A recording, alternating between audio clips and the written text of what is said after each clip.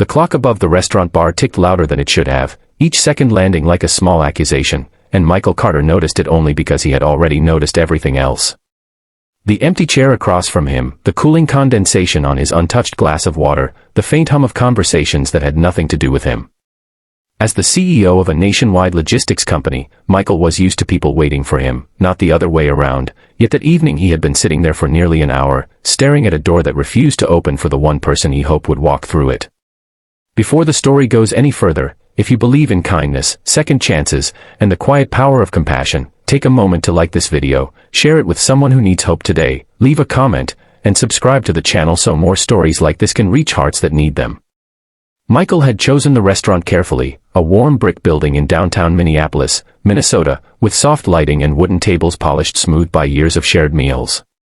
It was the kind of place where important deals were discussed and anniversaries were celebrated, and it was where he had suggested meeting Grace Walker. He told himself the meeting was informal, almost casual, but his chest had tightened the moment he sat down. Grace was not a business partner or a potential investor. She was someone from his past, a name that had resurfaced unexpectedly through a charity event invitation, a reminder of a life he had once known before success had hardened his edges. As minutes passed, Michael's thoughts drifted backward. He remembered being younger, less polished, attending church fundraisers with his mother in a small Ohio town.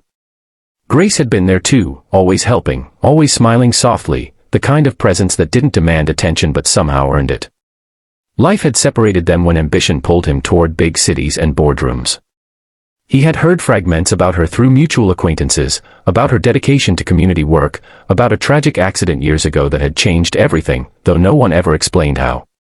When he reached out to her after recognizing her name on the charity list, he told himself it was curiosity, but his heart knew it was unfinished business.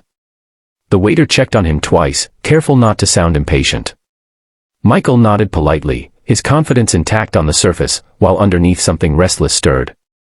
He thought about leaving, about rescheduling, about how easily powerful people avoided discomfort. Yet something kept him rooted to the chair, perhaps guilt, perhaps a sense that this wait was necessary, a small payment for years of absence. Outside, evening traffic slowed, headlights streaking past the windows like fading chances. When the door finally opened, the restaurant seemed to inhale. Grace Walker entered quietly, maneuvering a wheelchair with practiced ease, her shoulders straight, her expression calm but slightly strained. Her hair was neatly pulled back, strands catching the light, and she wore a simple navy dress with a light cardigan that rested loosely around her arms. She looked smaller than Michael remembered, not diminished, but refined by hardship, shaped by something deeper than time. The wheelchair was not dramatic, it was simply there, a fact of her life, as ordinary as his tailored suit was to his. Michael rose instinctively, 1,000 thoughts crashing together, regret rising first. Grace guided herself toward the table, her movement steady, and stopped across from him. Her eyes met his, warm and apologetic, and she explained without drama that getting around the city sometimes took longer than planned. There was no bitterness in her tone, no plea for understanding, only honesty. In that moment, the hour of waiting transformed from an inconvenience into a quiet lesson, and Michael felt something in him soften. They settled into the moment, and although words filled the space between them, it was the silences that spoke loudest. Grace shared pieces of her life since the accident, how a reckless driver had changed her body but not her faith, how rehabilitation had taught her patience she never wanted to learn, and how the world looked different from a seated height. She spoke of obstacles most people never noticed, of doors too heavy, sidewalks too narrow, and attitudes heavier than any barrier. Michael listened, really listened, the way he rarely did in boardrooms where everyone fought to be heard. Michael found himself reflecting on his own struggles, though they were of a different kind. He talked about the loneliness that followed success, about hotels that blurred together, about relationships sacrificed for quarterly growth. He admitted that leading thousands of employees had not taught him how to sit with one person's pain.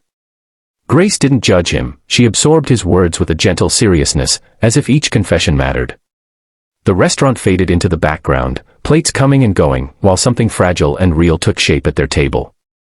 As the evening deepened, Michael noticed the subtle glances from other diners, the way some looked away quickly, embarrassed by their curiosity, while others stared openly at Grace's wheelchair.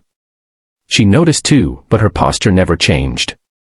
She had long ago learned that dignity was something you claimed, not something others granted. Watching her, Michael felt a familiar sting of shame, remembering times he had rushed past discomfort, chosen convenience over courage. He realized that waiting an hour had been nothing compared to the waiting Grace endured daily, waiting for ramps, for patience, for understanding. The conversation turned toward purpose.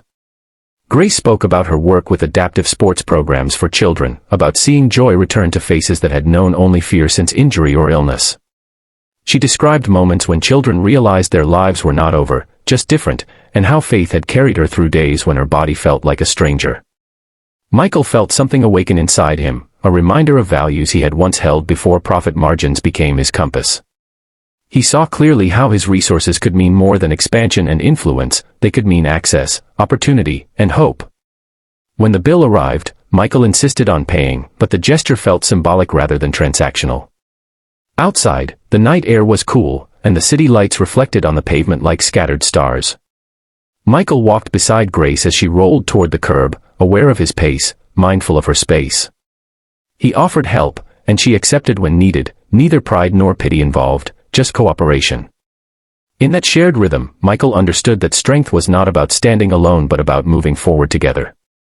They parted ways with a promise to stay in touch, and this time it was not a polite ending but a genuine beginning. In the weeks that followed, Michael kept his word. He visited Grace's community center, saw firsthand the programs she had built with limited funding and limitless heart. He listened to parents who spoke through tears about children who had found confidence again. Slowly, deliberately, Michael redirected portions of his company's profits toward accessibility initiatives, adaptive equipment, and inclusive workplace programs. He didn't announce it with press releases, he let the impact speak quietly. Grace watched these changes with cautious hope. She had seen promises fade before, but Michael's actions remained consistent. Their relationship grew, not in grand gestures, but in shared meals, planning sessions, and moments of reflection. Michael learned to slow down, to value presence over productivity. Grace found herself trusting again, allowing someone into the carefully guarded spaces of her life. Together, they discovered that love was not about rescuing or being rescued, but about mutual respect and shared purpose. Years later, Michael would still remember that hour of waiting as one of the most important meetings of his life. It had taught him that time spent in patience was never wasted, that humility often arrived disguised as inconvenience. Grace continued her work, expanding programs across multiple states, her wheelchair no longer seen as a limitation but as a symbol of resilience. Michael stood beside her, not in front, not behind, but aligned, learning daily what it meant to lead with compassion.